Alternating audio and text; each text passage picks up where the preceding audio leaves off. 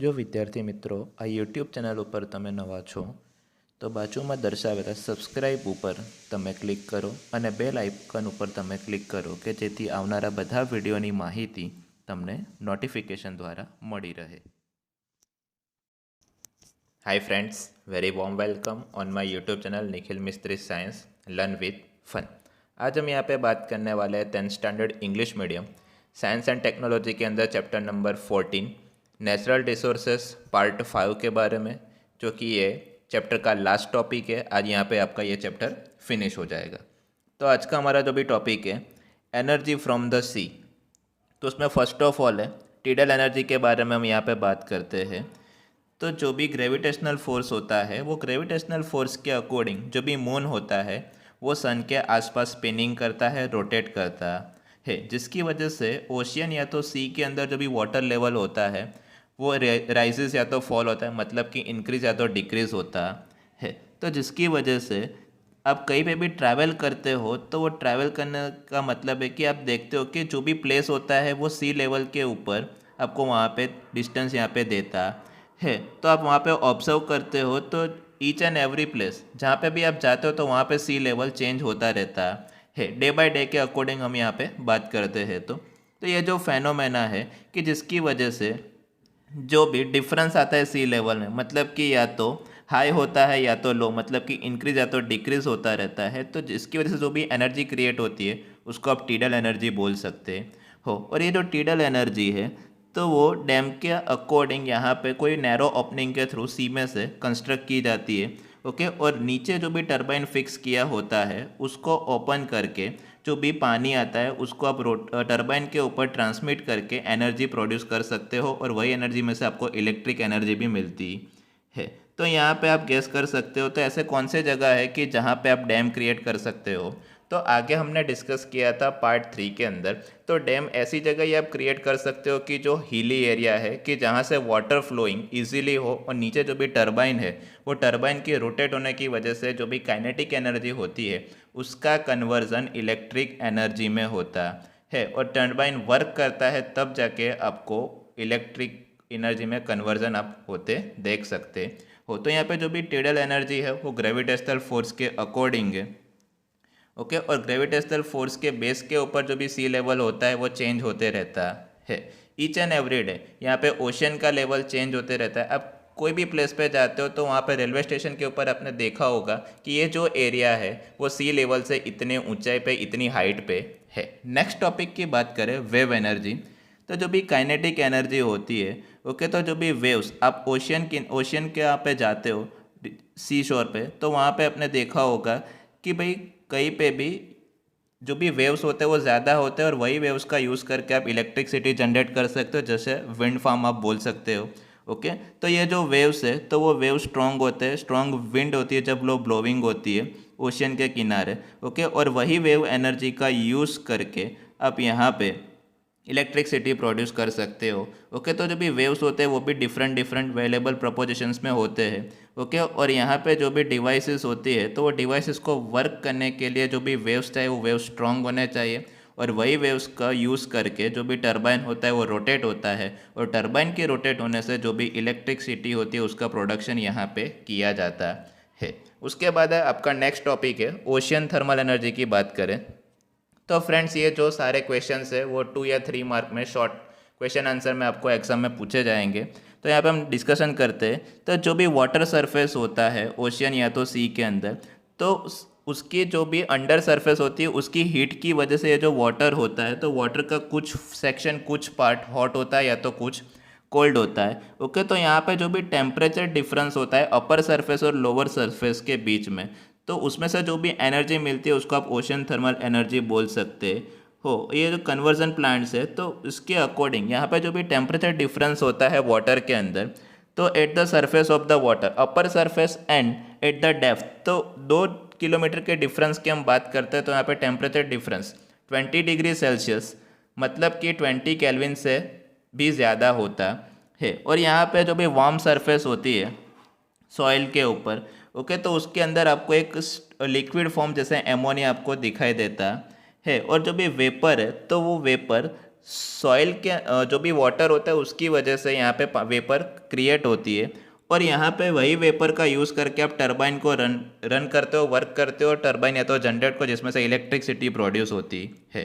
जो भी cold water होता है वो डेप्थ में होता है, ओके, तो वो डाउन साइड जाता है, सॉरी अप साइड आता है, और जो भी ओशंस के ऊपर ऐसे पंपिंग प्रोसेस के थ्रू उसको कंडेंस किया जाता है, वेपर में कन्वर्ट किया जाता है, और वही वापस में से उसको लिक्विड में भी कन्वर्ट किया जाता है। और ये जो पोटेंशियल एनर्जी है, जैसे कि सी के अंदर तो टिडल एनर्जी, वेव एनर्जी और ओशन थर्मल एनर्जी के अकॉर्डिंग लार्ज एनर्जी सोर्सेज यहाँ पे अवेलेबल है, लेकिन उसको आप कमर्शियल पर्पस के थ्रू उसको यूज़ करना इम्पॉसिबल है या तो डिफ़िकल्ट है। मतलब कि गुजरात में भी बहुत सारे ऐसे प्लेसेस है कि जहाँ पे आपको ऐसा हॉट वाटर सरफेस यहाँ पे आपको देखने को मिलता है। तो ये जो ओशन थर्मल एनर्जी है तो वो सॉइल के अंदर होती है, ओके, अंडर द सरफेस आपको वो वहाँ पे देखने को मिलती है, जिसकी वजह से जो भी वाटर होता है वो अपने आप हीट होता है।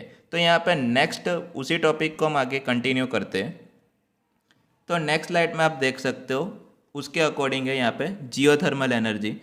तो देखो जियोलॉजिकल चेंजेस के अकॉर्डिंग जो भी मोल्टन रॉक्स होते हैं, तो molten rocks deeper down side में बहुत हॉट रीजन होता है जिसको आप अर्थ का क्रस्ट बोल सकते हो, ओके, और वहाँ से वो धीरे धीरे उसको अपवर्ड डायरेक्शन में पुश करते हैं, ट्रैप मतलब कि टूटते ब्रेक हो जाते हैं, और सर्टन रीजन को आप उसको हॉटस्पॉट भी बोल सकते हो। तो जब वो अंडरग्राउंड वाटर होता है उसके कांटेक्ट में आते हैं तो वही हॉटस्पॉट के अकॉर्डिंग जो भी अंडरग्राउंड वाटर होता है वो स्टीम में कन्वर्ट हो जाता है, ओके। और यहाँ पे कुछ वाटर एरियाज है तो रीजन्स ऐसे भी होते हैं कि जो सरफेस के अकॉर्डिंग यहाँ पे such as the outlet are known as the hot spring, मतलब कि उसको आप हॉट स्प्रिंग भी बोल सकते हो। गुजरात में जैसे कि तुलसी श्याम है, लसुंद्रा है, उनाई है, ऐसा जो भी प्लेसेस है जहाँ पे हॉटस्पॉट है कि जहाँ पे पानी अपने आप हॉट होता है, अपने आप गर्म होता है। और ये जो भी स्टीम होती है तो वो स्टीम रॉक्स के अंदर से पाइप के थ्रू बाहर निकाली जाती है, और जिसके अकॉर्डिंग टरबाइन के ऊपर उसका यूज़ करके यहाँ पे इलेक्ट्रिसिटी को जनरेट किया जाता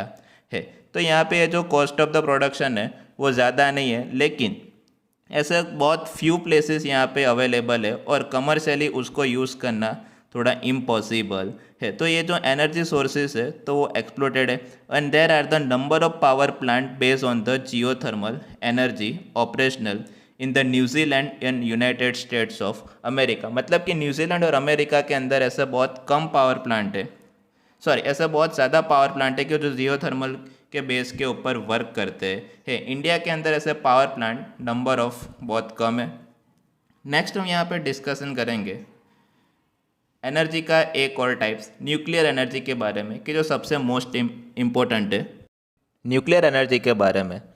तो जो भी न्यूक्लियर फ्यूज़न प्रोसेस है उसके अकॉर्डिंग यहाँ पे जो भी हैवी एटम का न्यूक्लियस होता है, जैसे कि यूरेनियम है, प्लूटोनियम है, थोरियम है, उसके ऊपर लो एटम मतलब कि लो एनर्जी वाला जो भी न्यूट्रॉन होता है उसको आप उसके ऊपर स्प्लिट करते हो, ओके, थ्रो करते हो, जिसकी वजह से यहाँ पे जो भी न्यूक्लियस होते हैं उसके दो पार्ट होते हैं, दो डिफरेंट पार्ट में डिवाइड होता है, और जो भी एनर्जी मिलती है जिसको आप न्यूक्लियर एनर्जी बोल सकते हो, ओके। तो यहाँ पे ये जो न्यूक्लियर एनर्जी है, ओके, तो वो मास के अकॉर्डिंग है, एंड जो भी एनर्जी की बात करते हैं तो mass of the original nucleus just a little, मतलब कि एक छोटा सा बहुत पार्टिकल्स बहुत ज़्यादा क्वांटिटी में जो भी एनर्जी होती है वो यहाँ पे वो क्रिएट करता है, और हर एक इंडिविजुअल पार्ट की खुद की एक एनर्जी होती है। और फ्यूज़न प्रोसेस के अकॉर्डिंग जो भी एटम जैसे कि यूरेनियम है, तो यूरेनियम कार्बन कंटेंट कॉल की कंपेयर में जो भी एनर्जी जनरेट करता है, सेम वेट में अगर हम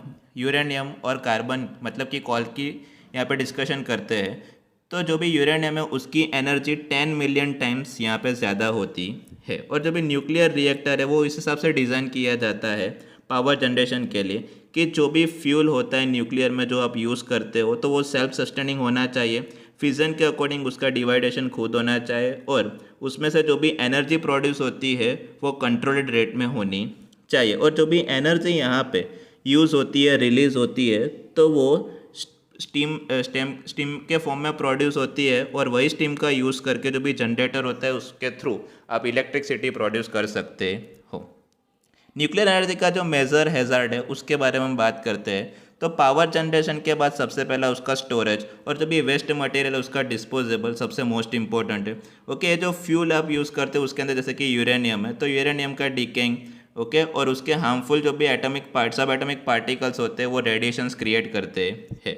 इम्प्रॉपर न्यूक्लियस वेस्ट स्टोरेज होता है या तो उसका डिस्पोजेबल, तो उसके अकॉर्डिंग जो भी एनवायरमेंटल है उसके लिए वो हार्मफुल है। और यहाँ पे जो भी रिस्क फैक्टर एक्सीडेंटल फैक्टर है जैसे कि रेडिएशन से, न्यूक्लियर का रेडिएशन, तो वो लीकेज होने के वजह से यहाँ पे हार्मफुल इफेक्ट क्रिएट करता है। और जो भी न्यूक्लियर पावर प्लांट है उसका जो भी इनिशियल कॉस्टिंग है, इंस्टॉलेशन कॉस्ट, वो सबसे ज़्यादा है, हाई रिस्क है एनवायरमेंटल के लिए। और यहाँ पे लिमिटेड ऐसे सोर्सेज अवेलेबल है जैसे कि यूरेनियम। ओके, तो यहाँ पे जो भी न्यूक्लियर एनर्जी है तो उसके लिए थोड़े रिस्ट्रिक्शंस यहाँ पे आपको ज़्यादा देखने को मिलते हैं। और ये जो एनर्जी है वो एनवायरनमेंट के लिए और ह्यूमन बीइंग के लिए, लिविंग ऑर्गेनिजम्स के लिए भी हार्मफुल है क्योंकि उसको कंट्रोल करना इम्पॉसिबल है। तो यहाँ पे जो भी न्यूक्लियर एनर्जी होती है first use for the destructive purposes before nuclear power station were design, मतलब कि पावर स्टेशन के अंदर यूज़ होती है जो परफेक्टली उसके लिए डिज़ाइन किया गया है। फंडामेंटली यहाँ पे हम बात करें तो फिजिक्स के अकॉर्डिंग जो भी फ्यूज़न प्रोसेस होती है तो वो न्यूक्लियर वेपन के अंदर, तो उसको फिजिक्स के अकॉर्डिंग उसको कंट्रोल करने के लिए न्यूक्लियर रिएक्टर यहाँ पे क्रिएट किया गया है। और यहाँ पे दो टाइप से डिवाइस होते हैं जो इंजीनियरिंग के अकॉर्डिंग यहाँ पे उसको डिफरेंशियली क्वाइटली डिज़ाइन किए गए हैं। तो क्या आप जानते हैं कि न्यूक्लियर फ्यूजन के अकॉर्डिंग यहाँ पे जो भी यूरेनियम्स होते हैं, जो भी सब्सटेंस होते हैं, उसके मास में डिफरेंस आता है। और मास का डिफरेंस मतलब कि डेल्टा एम, तो जो ओरिजिनल न्यूक्लियस और जो भी प्रोडक्ट न्यूक्लियस होता है उसके अकॉर्डिंग एनर्जी क्रिएट होती है जिसको आप ई बोल सकते हो। ओके, और एनर्जी जनरेशन का जो भी रेट है तो वहाँ पे फेमस साइंटिस्ट अल्बर्ट आइंस्टाइन का इक्वेशन आपके दिया हुआ है, energy E is equal to delta M into C square. वहाँ पर डेल्टा एम मतलब कि डिफरेंस इन मास और सी मतलब सनलाइट स्पीड।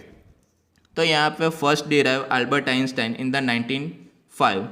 वहाँ पे जो सी है, सी आपको यहाँ पे ऐसा डिराइव करके दिया है, speed of light in the vacuum, की जिसकी स्पीड है 3 × 10⁸ मीटर पर सेकेंड। और न्यूक्लियर साइंस के अकॉर्डिंग जो भी एनर्जी होती है तो वो एनर्जी यहाँ पे इलेक्ट्रॉन वॉल्ट्स मतलब कि ईवी में मेज़र की जाती है, जिसकी वैल्यू आपको दी हुई है 1 EV 1 electron volt is equal to 1.602 × 10⁻⁻19 joules.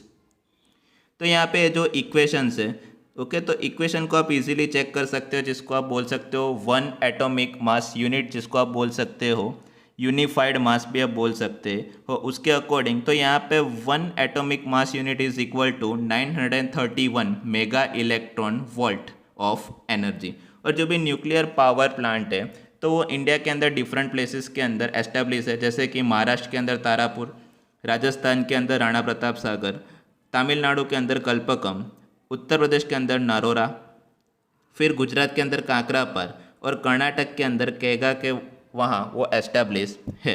और ये जो प्लांट्स है तो सबकी कैपेसिटी डिफरेंट है। ये प्लांट्स कुल मिला के पूरी इंडिया की 3% जितनी एनर्जी न्यूक्लियर रिएक्टर के थ्रू प्रोड्यूस करते हैं। ओके, और अदर कंट्रीज़ की हम बात करते हैं तो अदर कंट्रीज़ 30% जितनी एनर्जी वो डेवलप या तो क्रिएट करते हैं। नेक्स्ट हम यहाँ पर डिस्कस करेंगे एनर्जी कंसिक्वेंसेस के बारे में। तो पहले हमने स्टडी किया था कि जो भी एनर्जी सेक्शंस है, एनर्जी सोर्सेज है, तो वो प्रीवियस सेक्शन के अंदर मैं डिस्कस ऐसा किया था कि जो सोर्सेज है वो एनवायरनमेंट के लिए हार्मफुल है और उसकी जो भी क्वांटिटी है वो भी कम है। अगर उसको हम ऐसा यूज़ करते रहे तो एक दिन ऐसा आएगा कि सारे एनर्जी सोर्सेज ख़त्म हो जाएंगे। तो यहाँ पे एक सिचुएशंस के अकॉर्डिंग यहाँ पे डिस्कस करते हैं।